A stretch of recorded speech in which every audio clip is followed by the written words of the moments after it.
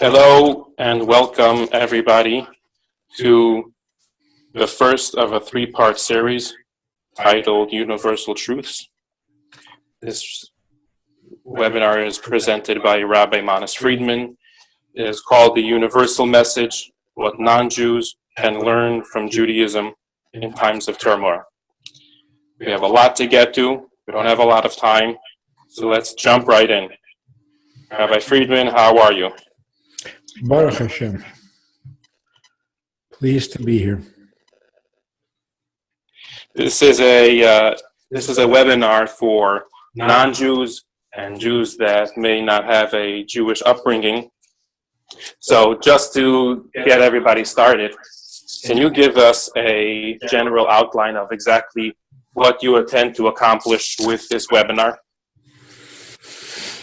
Well, universal truths. Let's first define what they are. There are things that are true, and then there are things that are true with a capital T. Because God created all sorts of things in His universe. Some of the things are directly an expression of the purpose for which He created it. And some things are merely means to an end. In other words, there are those things that are divine, and then there are those things that are the support system or the introduction or the commentaries on the divine. Eventually, of course, they all become one. So universal truths means those things that are directly, personally, of interest to God. This is why He created the world, and therefore this will always be true. And then there are those things like, for example, unholiness, sin, evil, death. These are supplementary things. These are supports. These are tools by which we get to the true purpose of creation. Now, the reason we need to know all this is because we are created by our very nature. We are formed by the purpose for which we exist. Unlike all other creatures, we not only have a purpose, but we are responsible for our purpose, which means we are born with a sense of mission. We are created to serve the mission. So it is an inborn, organic part of our reality that we have a sense of urgency and a sense of mission. Most depression comes from not knowing what our mission is, or not even knowing that we have a mission consciously. And the reason that's depressing is because it goes against the nature with which we were created. So do we need to know why we're here? Absolutely. Absolutely.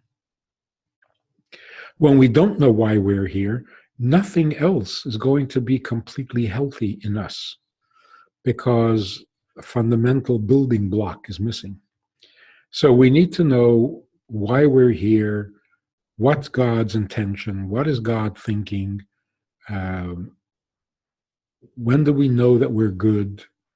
When do we know that we're on the right path? How do we know? And what is it? What does it mean to be good? And what if you messed up? I mean, all of these things are so fundamental to our existence, and yet we treat it as if it was a philosophical question, a religious question, an exotic question. It's not.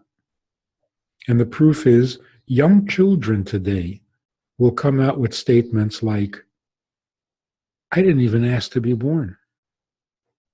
I don't care. Not my problem. Whatever. This is painful to hear.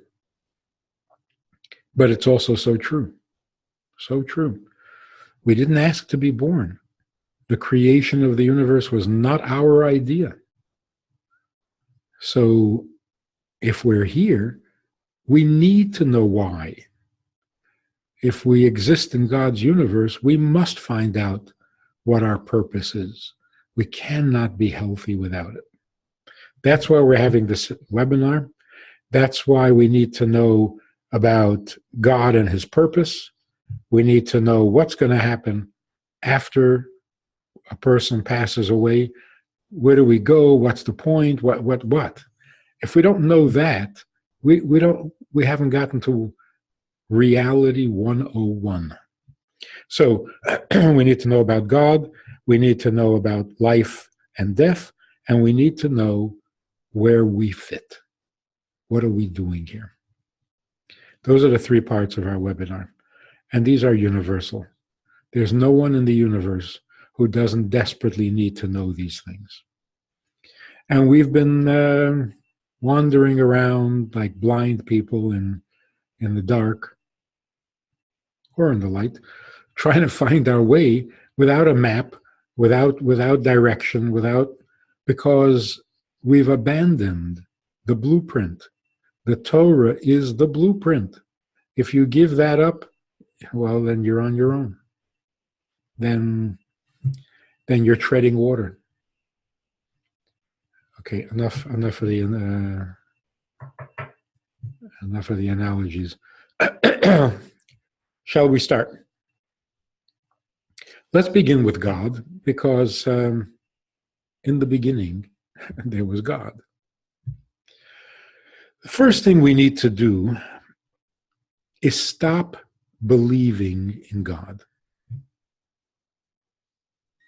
What I mean by that is we have to stop believing that God exists. That is not a subject of faith. Faith means a certainty that we have about things we cannot explain and are not reasonable. That's called faith. A leap of faith. We can't prove it. We don't have any practical, pragmatic purpose or reason for it, but it is true, and this is what we believe. That's a whole subject in itself. What does it mean to believe something if you can't prove it, you can't explain it, you can't know it? So how did you get to believe in it? What is that? We'll save that. The point now is that God's existence is not an unknowable and unreasonable idea for which you have to have faith and you have to accept on faith. It's not true. Belief in God as a creator is the most logical and the most sensible thing in human intelligence.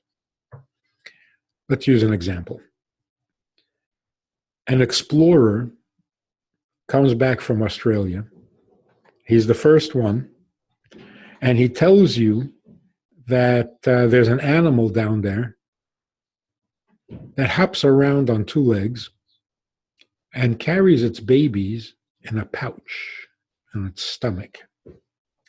Now, if your reaction is, hey, you don't expect me to believe that. Come on, I'm an intelligent person. If that's your reaction, then you're not being intelligent at all. It is not intelligent. Because if the man says, there's an animal down there that I discovered, you can't refuse, you can't reject what he's telling you on intelligent grounds. Well, first of all, because you weren't down there. How can you say that you doubt that there is such an animal in Australia when you've never been to Australia? So in fact, if you say, oh, I don't believe that, what you're really saying is, I never heard of such a thing, which is true. You never heard of such a thing. Or you're saying, I've never seen such an animal, which is true. You've never seen such an animal. But that's precisely the point. An explorer goes to places you haven't been to and then comes back and tells you what's there that you have never seen and never heard before. So to say to an explorer, oh, I never saw such a thing. He says, hey, that's why I get the big bucks. I go places you didn't go, and I find things you never saw. So where is the intelligence in saying, I never saw that, I never heard that? So it turns out that an intelligent person welcomes information that he never heard before and things he never saw before. That's how you learn. That's how you discover things. If we doubted and rejected every idea that was new to us because we never saw it and never heard it, how would we ever learn anything new? Unless we ourselves went down to Australia. Well, you're not about to go to Australia. How do we learn what the moon is like if you won't believe the guy who went there? You have to go there yourself? It's not intelligent. Now, what would happen if it turns out, if you believe him, the explorer, and you accept that there is such an animal, and then it turns out there's no such animal. You were taken for a ride. You were lied to. And now you've got egg on your face because you were so naive to believe that in the first place.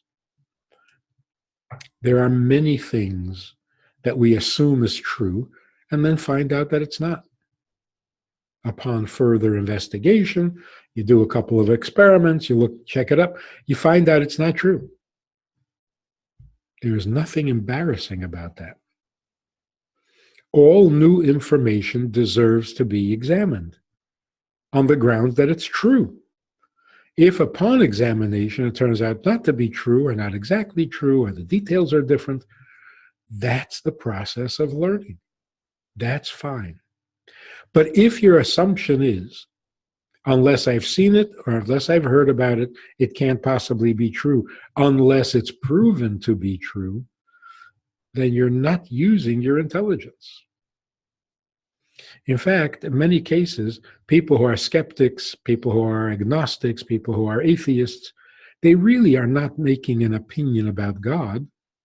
They're simply saying, I don't want to have egg on my face, so until I'm sure, I refuse. It's like a defensive attitude. It's an insecurity, and it's a fear. So really, it's an emotional reaction, not an intelligent one. Let's apply this to God. Your grandfather says to you, God gave the 10 Commandments at Mount Sinai 3,329 years ago. You say, I don't believe that. This is not a question of belief. It has nothing to do with belief. There was an event at Mount Sinai, and it was 3,000 years ago. Unfortunately, you weren't there. So if you say, oh, I can't believe that, I never heard of such a thing. Well, you just heard about it. So, well, I never saw such a thing. Well, of course you never saw it. It happened once, 3,000 years ago, in the Sinai desert. So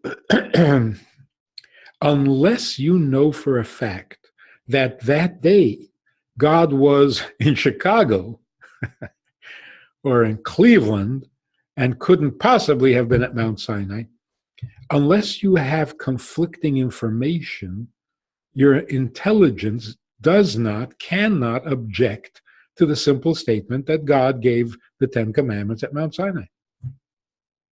There is nothing in your intelligence that tells you to reject that or even to doubt that. Now, the fact that you've been lied to before, like you were told there was a Santa Claus and there's no Santa Claus, might make you a little suspicious, make you a little cynical. You know, you've been lied to once, twice, 3 times, and now you're protecting yourself because you don't want to be misled again. That may be a reasonable thing to do, but it's an emotional reaction, not an intelligent reaction. So let's make believe we were not damaged. Let's make believe we were never lied to, and let's use our intelligence. No one and nothing contradicts the statement that 3,329 years ago, on the seventh day of the month of Sivan on the Hebrew calendar, 50 days after the Jews came out of Egypt, God gave them the 10 Commandments at Mount Sinai. No one disagrees with that. There is no information that contradicts that. There is nothing in your intelligence that says that couldn't be. Therefore, you should accept it, welcome it as information. You now learn something. You live and learn. When someone says to you, God created the world in 6 days, there is nothing in your intelligence, there is nothing in human reasoning that objects to that. Look, I didn't create the world. So if you tell me God created the world, that's okay with me.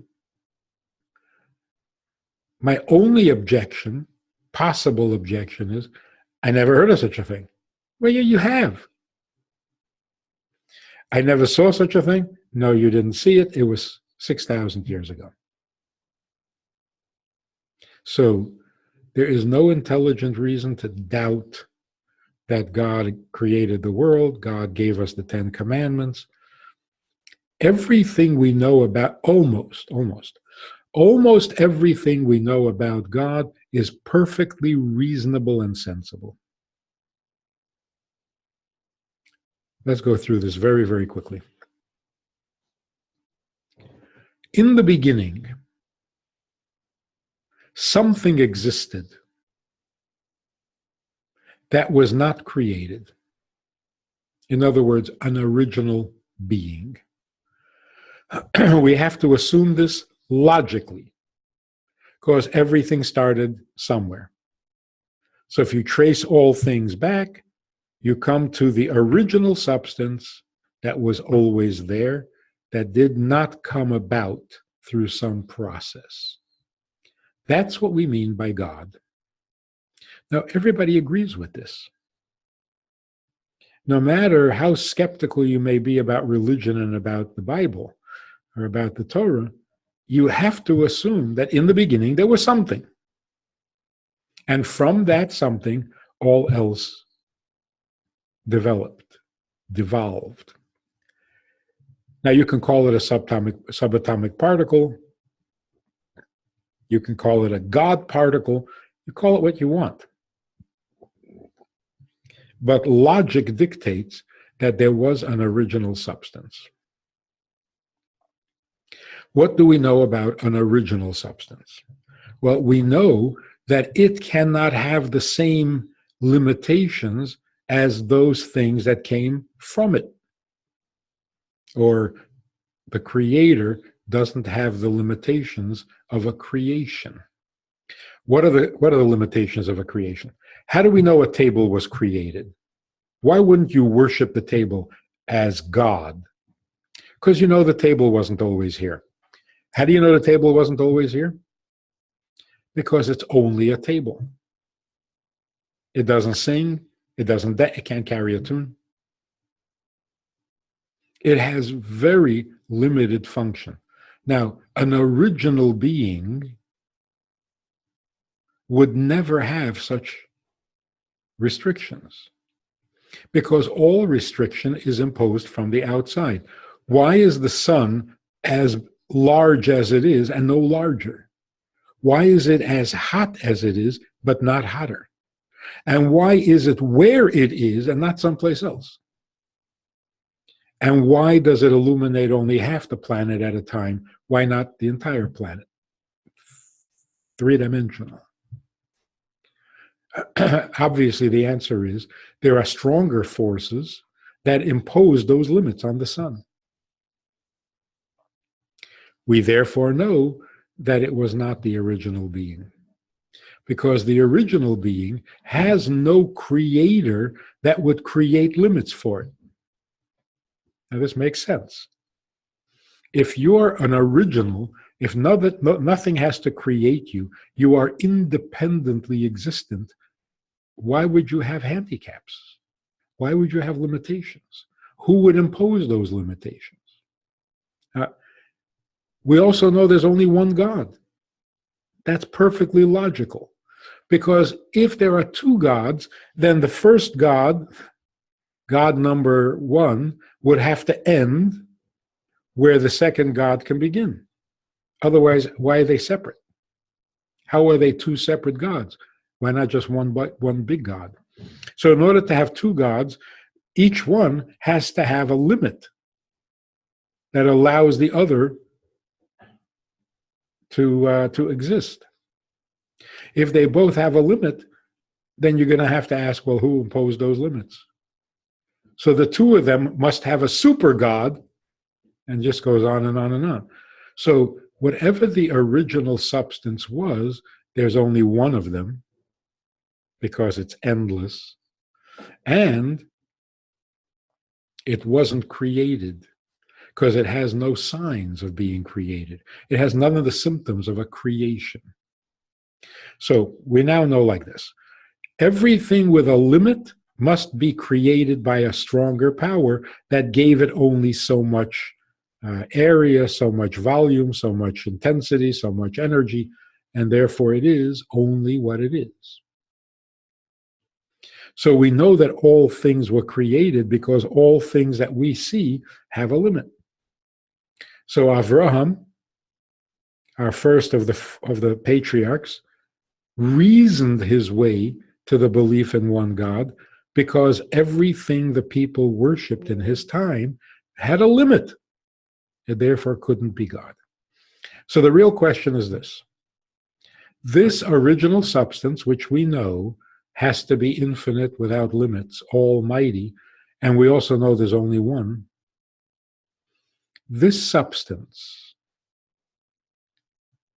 knows what he's doing or doesn't? That's the question. The question is, did all things evolve from an original substance unconsciously, because the original substance didn't know what was happening, or did everything evolve from the original substance intentionally, personally, purposefully, mindfully, logically? No faith, no leap of faith. Logically, the world seems to be a very orderly and purposeful creation. We therefore should assume that the Creator intended it to be that way. Secondly, why would anything evolve from the original being? There's only one original being. Why did non-original existence come into existence? Why? What would cause that to happen? So if the original substance didn't intend for it to happen, then what caused it to happen? An accident? There was only one being, and that was infinite. So what happened? What disturbed this perfect condition where there's the original true substance and nothing else? What's wrong with that? Where do you go from there? So if this substance didn't want to produce created beings, why would it happen? So again, logically, the original substance from which all other things devolve must know what it's doing and want the created world.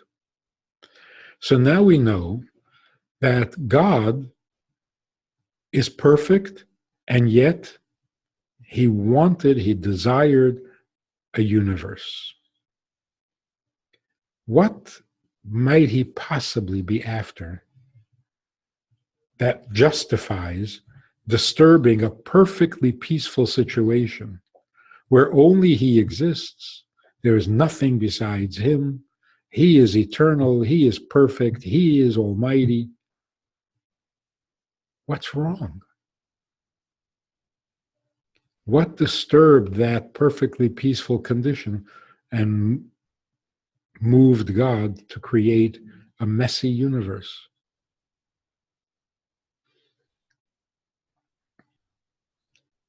There's only one explanation, and this I think is beautiful.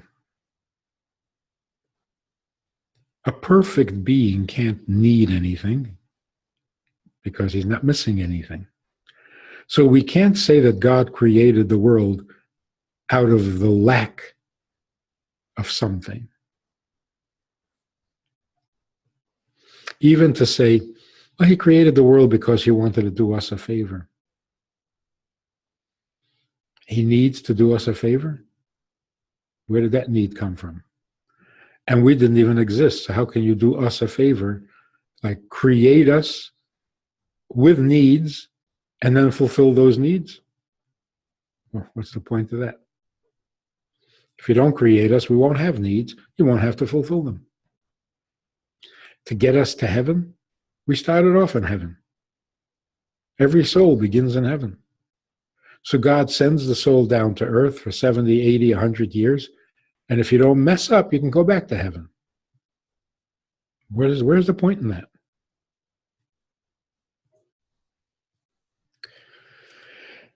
When you're perfect, you can't need anything, because if you need something, that shows an imperfection. God is perfect. He therefore cannot need something. What God does need is someone. You see, if you really need someone, not something, not something from that someone, you just want a other to exist. You want something besides you to exist. That does not imply imperfection at all. Because let's say you want someone else in your life and you can't get this person. What are you missing? You don't want something from that person. You just want that person to be in your life. And if that person is not in your life, what are you missing? Here's the beauty of it. You're missing her or him. There's nothing missing in you. There's someone besides you that is missing, that is absent. I need you and I don't have you. Why would that reflect a lack or an imperfection in me? On the contrary, if I am perfect and yet I want you to exist besides me, that is the ultimate selfless, humble rejection of self. I'm perfect. I don't need anything, and that's not good enough. I'm not good enough, perfect me. I have to have someone else besides me. Why? For what? The answer is for nothing. This is not about something. I just need you to be in my life because I need someone beside me. I'm not enough, as perfect as I am. This is a great mystery. Why would a perfect being need another being other than himself to exist? And in order for this other being to exist, the original being has to hide. He has to restrict his expression. Because if he makes himself completely known and visible, then we wouldn't be ourselves. We would just be a clone of him. So without freedom of choice, which he has to give us, we're not someone other than him. We're just more of him. So in order to have us, in order to have someone besides him, he has to give us freedom of choice. That means he has to put up with our sins.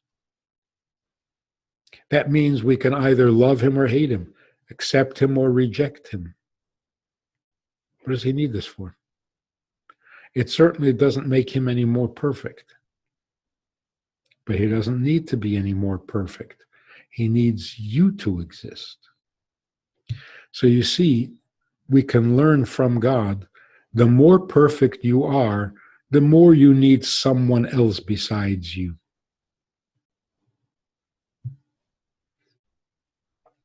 That's divine. So if you want to know what is the biggest mystery about God, it's not whether he exists or not. That's a fact of life. It's not whether he's infinite or original or almighty. That goes without saying. If he's the original being, then yes.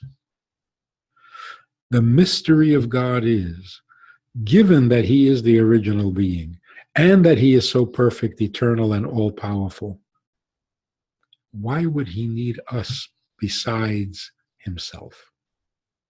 And the only answer is, that's divine. That's divine.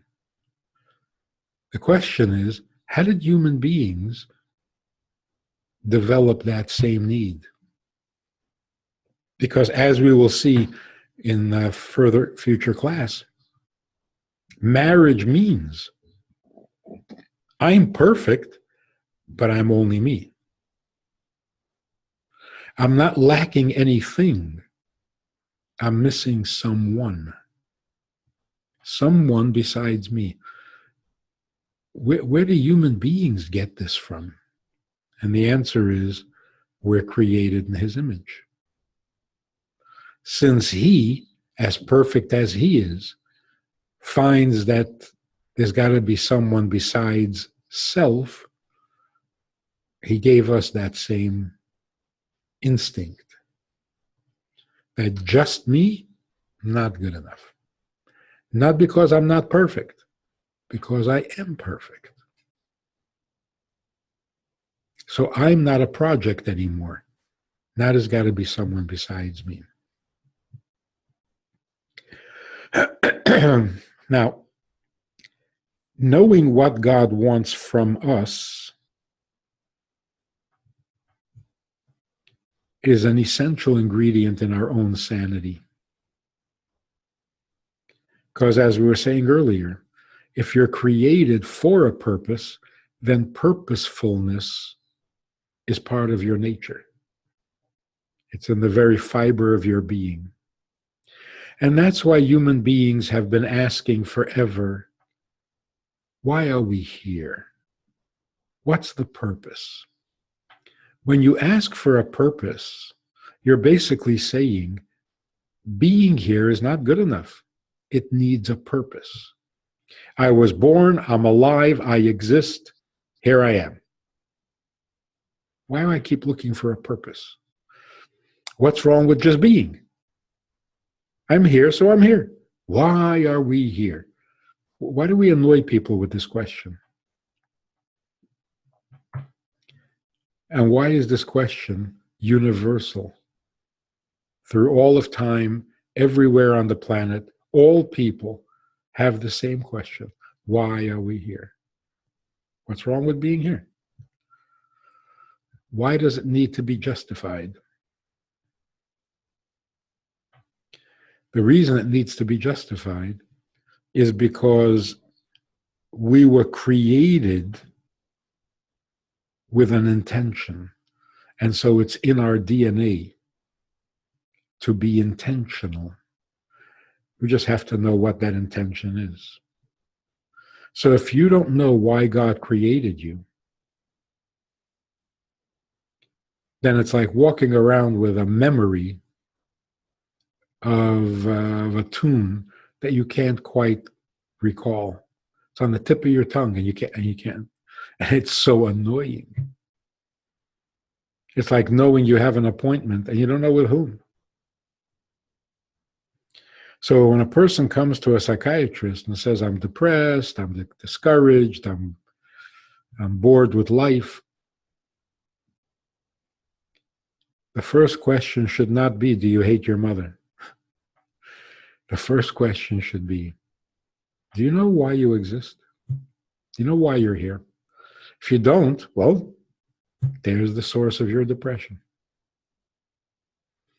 Because not having a purpose or not having a sense of fulfilling that purpose goes against the grain of a human being.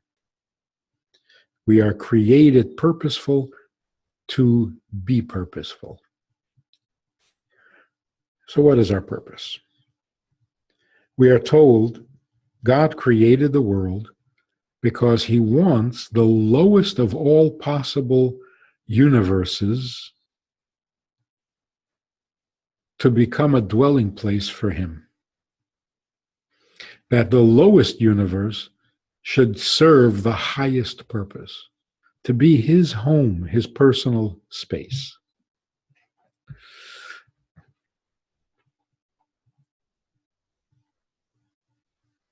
How can that possibly happen? If the creatures of this lowest world, namely human beings, if we make the world divine, godlike, if everything in the world served God's purpose, fulfilled God's need, then the universe itself would become God's private space, his dwelling space, and it would become godlier than heaven. Because heaven is spiritual, that's not the same as godly. Our job, therefore, is to serve God in all things, in everything that we do, so that everything we come in contact with serves out its purpose for its existence. If you give money to charity, you have justified the existence of money. If you eat with a blessing, with a prayer before and after, if you eat to celebrate a happy occasion, you are revealing the divine potential in food. The food is serving a godly purpose. A human being who devotes himself to serving God rather than serving himself, this is making the world godly. This is creating the world that God envisioned. And we have to do it because if God does it, then the world is not the lowest world, and the whole plan and the whole purpose is defeated. The lower world becomes godly. It has to come from the lower world. It has to come from the natural condition, the human being choosing to be godly. That is the purpose. When everything and everyone is focused on serving its creator, you have a perfect universe and you have a happy creator, a satisfied creator. Rabbi, I want to jump in for a second and ask, for a while there we were talking very logical, something that was applicable to everyone. Do you think that you went from being very logical to being very religious, meaning what you were saying till a certain point was just true because it's true? What you were saying for the past 5 minutes about the purpose is we should trust you because you're a rabbi. Meaning, where do we get that information from? I understand the existence of God you can prove from the world. But when you get into why God created the world, do we know that just because that's what it says? Well, the only way to know God's mind is to hear it from him. So yes, this is not something we would ever arrive at our own, because intention cannot be demonstrated. So when we want to find out what God's intention is, we have to let him speak for himself. And what about the fact that there are many people that say they know what God wants? Well, either they're right or they're wrong, right? Now, I don't think there's anyone who disagrees with what Judaism says about God's intention. There may be some differences in details, but as a whole, we all agree, I think, that God wants his world perfected, or tikkun olam. How to go about that is another question. But that God is interested in his creation should follow logically. He created it, he must be interested. So making the world a better place, which means a more godly place, that's also a universal logical assumption. Exactly how to go about it, only God can tell us that. And that's why the revelation at Sinai is also a logical necessity. God created the world with a purpose, and if so, that purpose has to be expressed or communicated somewhere. Is there a tradition that tells us where and when God communicated his intention? Yeah, there happens to be. The tradition that God came down to Mount Sinai to tell us what it is he needs from us. Christians believe that, Muslims believe that, Jews believe that, Buddhists don't disagree with that. So there again, there is no logical reason to doubt it. So even revelation kind of fits in logically if you're following the process. If the original being is intelligent and therefore created the world with a purpose, he would communicate that purpose somewhere to someone somehow. Things get a little complicated when we have 3 different communications. God said this, no, God said that. Well, fine. Let's figure it out, let's work it out and come to the conclusion reasonably and logically as to which was God's true message and which was garbled, right? So if you come along and say, God said, thou shalt not kill. We all agree on that because that was the 10 Commandments. Thou shalt not murder. Now, if somebody comes along and says, well, God told me I should murder, I have a logical, sensible reason to doubt that because there's a contradiction. So anything that contradicts the 10 Commandments presents a problem. Did God change his mind? Has murder improved? And therefore now it's more acceptable? What happened? Why the change? So although revelation is necessary because you can't guess what a creator might be thinking, but the fact that he would communicate what he's thinking is perfectly logical. So when somebody comes along and says, God communicated at Mount Sinai, I think, well, good. Finally. What took him so long? So even that is pretty logical. Now, when it comes to what God considers right and wrong, this is completely divine, mysterious. We would never figure this out. Even the fact that God objects to murder is surprising. Why does that bother him? He can make human beings endlessly. So if one dies, you make another one. Why would it disturb him? This infinite, almighty, all-knowing, all-powerful, why would it disturb him? So the fact that he objects to murder, even to genocide, is just as mysterious and surprising as if he objected to mixing meat and milk in your pot.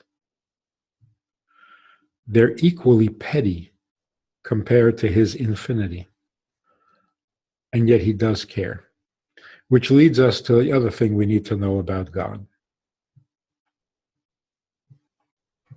There is an Aristotelian image of God that we've bought, that we all carry, and that is that God is perfect, God is sterling, God is invulnerable, God is unreachable, untouchable, unchangeable.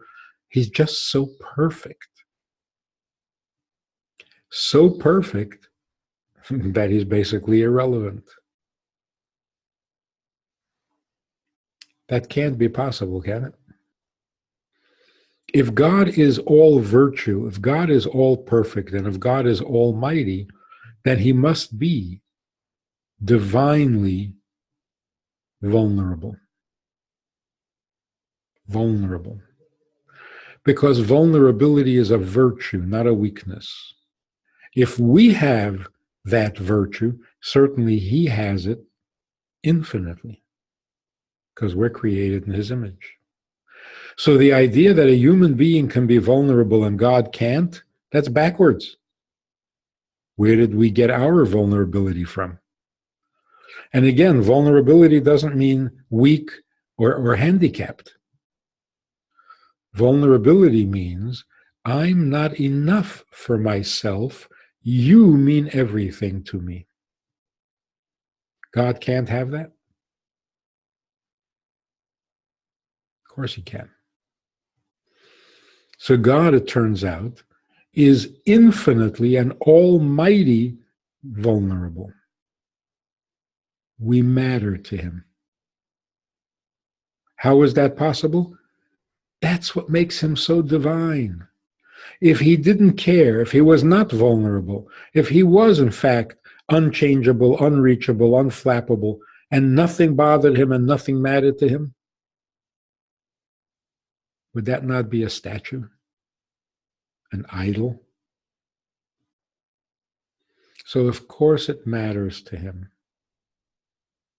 It's part of his greatness, part of his infinite ability, part of his almighty makeup, that he can care infinitely, deeply about the smallest thing. So what we respect in God is not only that he's smarter than us, older than us, stronger than us, he's also more vulnerable than us. And that's awesome. That's awesome. And as we said before, it is not a contradiction to perfection that you are not content with yourself and want someone beside yourself to exist. To give existence, not just to be in existence. That's a virtue, not a weakness. So God is perfect, plus he's also good, selfless, humble, and desiring of existence beside himself. Now, ultimately, that existence that is beside himself will become him, like in a marriage. At first, you marry a stranger. You have to marry a stranger. Incest is forbidden. So you have to marry a stranger. But that stranger becomes family. Your spouse, who was a stranger yesterday, becomes your family today. And in some way, more so, like you're more related to your spouse than you are to your parents, to your siblings. And that's why your marriage comes first. So eventually, this stranger who has now become your family becomes more than family. You become one. You merge into oneness. And that's possible because of the mutual vulnerability. I'm nothing without you, and you're nothing without me. Then eventually we will become one. So that leads us to the next topic for our next session, And that is, what's the future? Where are we headed? And I'll tell you why the question is so important. How devoted should I be to life? How seriously should I take my life if I know it's going to end soon anyway? And soon can mean 80 years from now, but it's only 80 years. It's going to end. So how devoted, how seriously, how self-righteous can I get about my life when I know it's temporary? And then what? And also, what is this thing about heaven and hell? You don't just die, stuff goes on afterwards, good stuff, bad stuff. Why is that? What is that? How discouraging is that? How encouraging is that? If we don't know what lies after, then we don't know where we're going. If we don't know where we're going, then we don't know what we're doing. So is it really important to know what happens after you die? Of course, because that tells you what life is. If you don't know what death is, you're not sure what life is. And if life is really sacred and life is really great, why does it all end in death? Who invented this idea of dying anyway? Who needs it? What's it for? So in our next session, we have to find out what happens when a person dies. Is there going to come a time when everyone will die and it'll just be over, like the scientists are predicting? Of course, in a million years. But is that the end? Life will just peter out and it'll be over and gone? Hope not. So what's going to happen in the future? Of course, we know that evil is temporary. So sinning will stop. Wars will stop. Suffering will stop. Because those things got to go. But when those things stop, what's going to replace them? What's going to get us excited about life if there are no problems to solve? If there are no wars to fight, we're just going to end up fighting with each other? So, Rabbi, before we go there, could we just take a couple of minutes? We only have a couple of minutes before the top of the hour, and expound on the idea of our relationship with God. If somebody listening wants to improve their relationship, how and what should they do? Is it through prayer? Is it through good deeds? We know that there is a creator. We know that he wants the world to become a better place and become a godly place. But how do I make my relationship with God stronger? Like in every relationship, and this is important, the way to build the relationship and the way to get closer is by asking, what can I do for you? If I just sit here and decide what I think I should do for my spouse, I'm not going to have a very happy spouse, which means not a very good relationship. So if you want to improve a relationship, the first thing you ask is, how can I serve you? What can I do for you? What pleases you and what displeases you so that I can avoid it? That's why the 10 Commandments are so significant. And of course, there are 613 commandments for Jews. But all the commandments that are human, that serve human purpose, are universal. So all human beings are obligated to observe not only the 7 Noahide laws, but all the laws that make the world more inhabitable.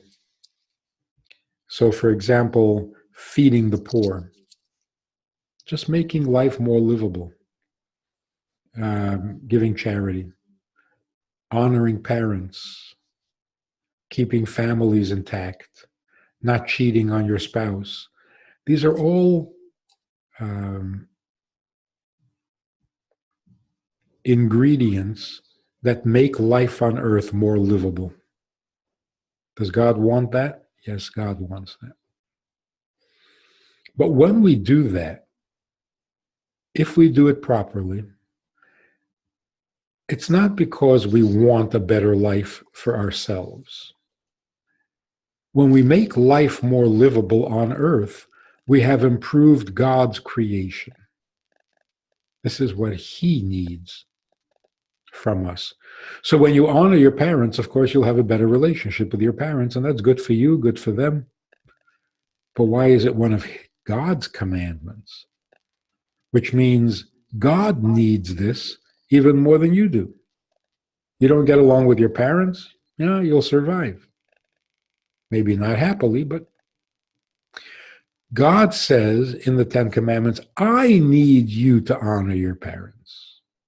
So when we do the commandment, because God asks, because God needs, then we're getting closer to Him, even as we get closer to our parents. So being honest in business, giving charity, honoring parents, not being cruel to animals, these are divine needs.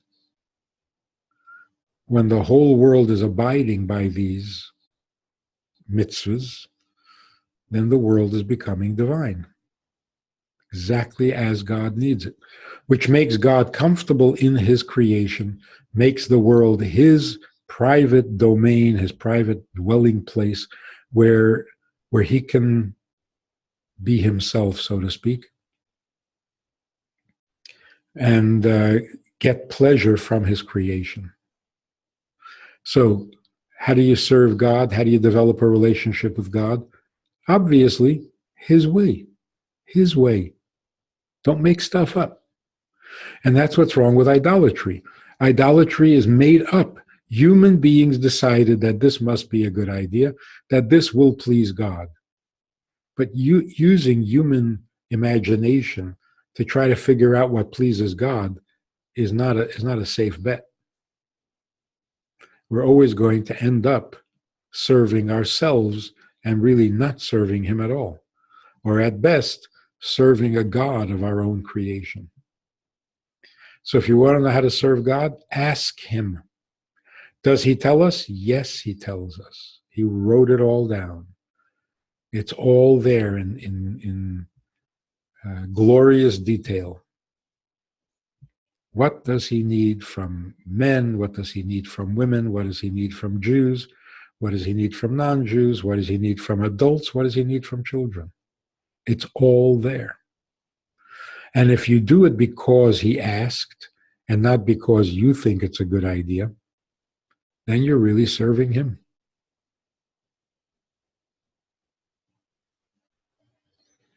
So, is religion a good thing?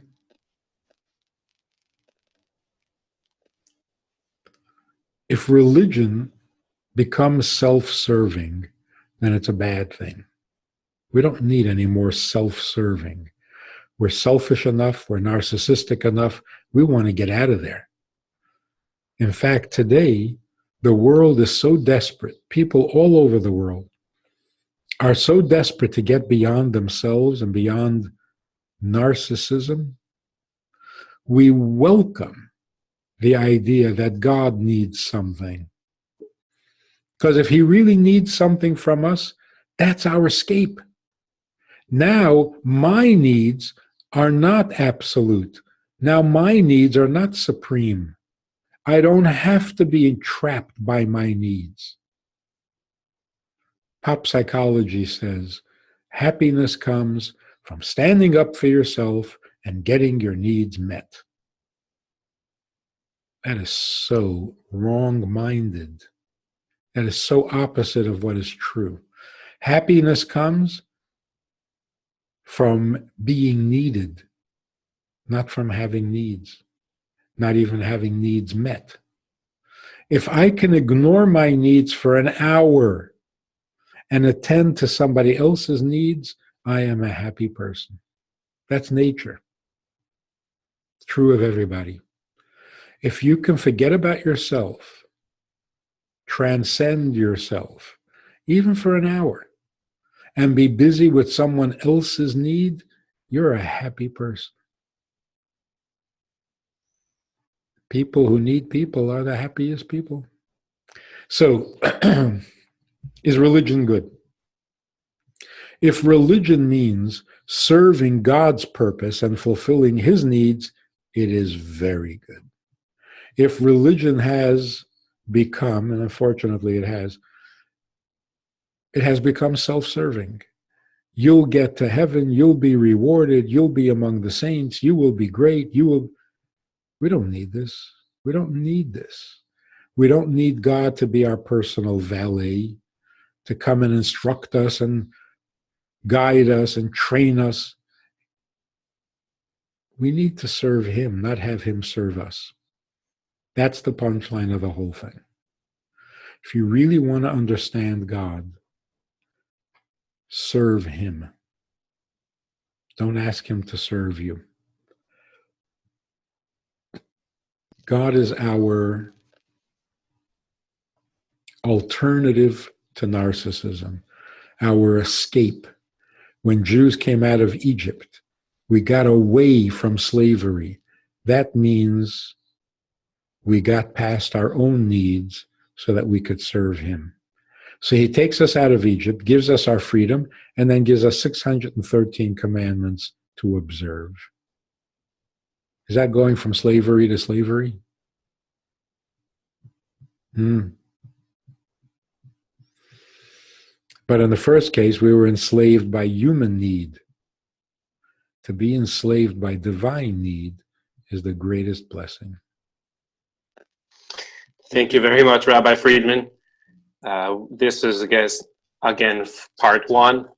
Part two will be tomorrow at the same time, and we look forward to everyone joining again. The recording for today's webinar will be sent to your email as soon as possible. Thank you very much, and have a wonderful rest of your day.